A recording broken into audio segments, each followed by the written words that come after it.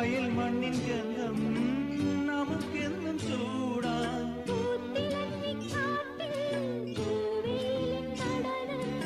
ആർത്തു കൈകൾ കോർത്തു നീങ്ങാമിനിയും